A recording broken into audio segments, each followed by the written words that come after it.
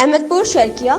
ہمارے نمائندے بشیر احمد مغل کی رپورٹ کے مطابق احمد پور شرکیہ میں یوم یکجہتی کشمیر کے موقع پر کشمیر عوام سے اظہار یکجہتی کے لیے مختلف ریلیاں، تقریبات اور دعائے اجتماعات منعقد کیے گئے، جن میں D S P, assistant commissioner Ahmadpur, chief officer, انجمن تاجران، آل پارٹس نمائندگان، میڈیا کلب اور رجسٹرڈ شہریوں نے بھرپور شرکت کی۔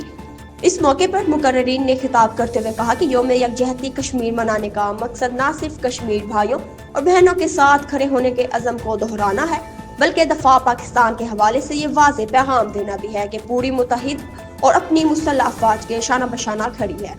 مقررین کا کہنا تھا کہ کشمیر پاکستان کی شاہ رگ ہے اور کشمیری عوام کی جدوجہد آزادی اس حقیقت کی گواہ ہے کہ حق کو کبھی دبایا نہیں جا سکتا۔ ریلیوں اور تقریبات کے دوران پاکستان زندہ باد، کشمیر بنے گا پاکستان اور افواج پاکستان کے حق میں نعرے بھی لگائے گئے۔